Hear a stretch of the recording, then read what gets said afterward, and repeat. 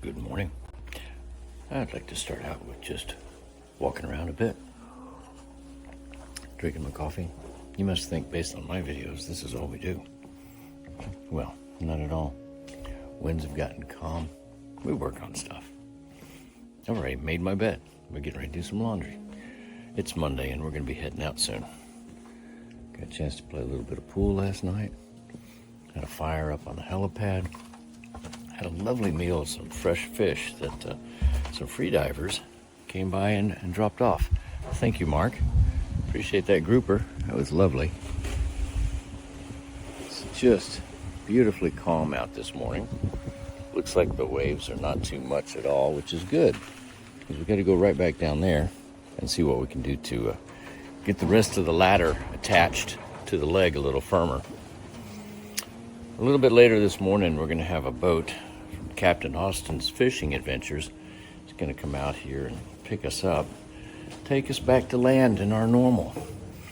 But for last night, for a short period of time, it was anything but normal. You see, out of the young couples that came out here, Kevin asked Ariella to marry him. She said yes. This is the third or fourth proposal we've had happen out on the tower. And we've had one marriage out here. Makes me happy to see people care enough to start a life together. Old Glory's doing good up there. Got to get another coat of paint on the scaffold here. We had a nice fire up on the helipad. The wind was blowing pretty good.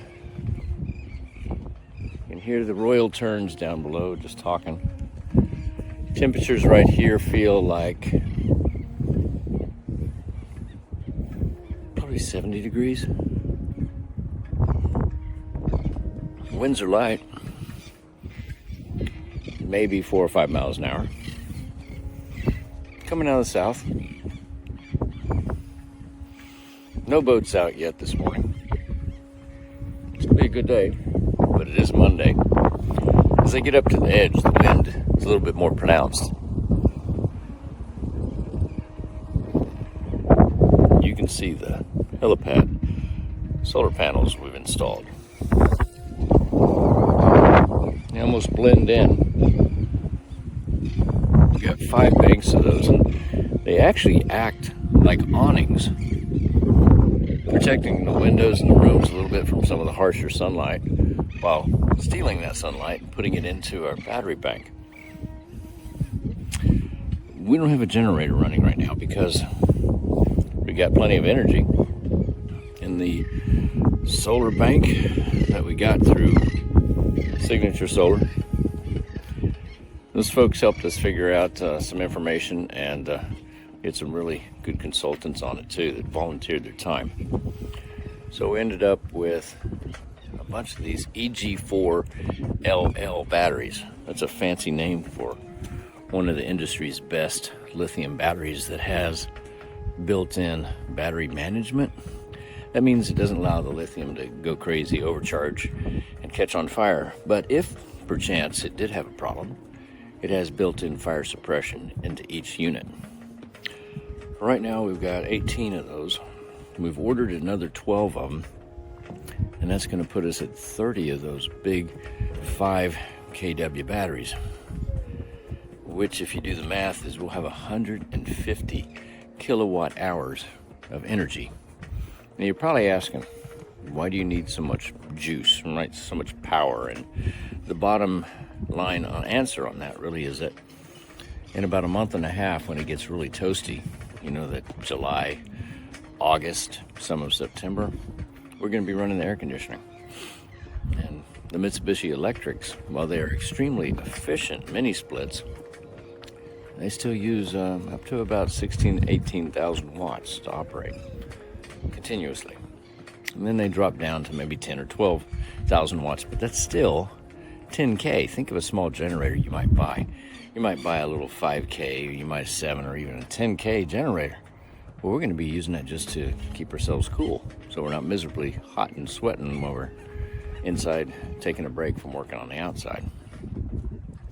It also is that there's a lot of days where the sun's just not super bright and we might not get all the energy we need. So this battery bank really helps us maintain on those less than optimum rainy days and keep cool on the hot days. On the equipment side, again, Signature helped us with guiding us a little bit towards this Victron equipment. The charge controllers, they do a very good job of bringing in the energy and stuffing it into the batteries and then converting it back out. So we operate the hoist, we weld, plasma torch, and do other operations with it, which is, I just got to tell you, that's just kind of an amazing thought. It's a lot of energy. Anyway, I like the equipment. I like the company. And I think they're doing a good job by us. They're not paying me to say this. A year ago or so, they gave us a couple pieces of equipment, but we've spent probably $30,000, $35,000 worth of hard-earned donations on something that's going to make us so we're not having to carry gasoline and diesel out here.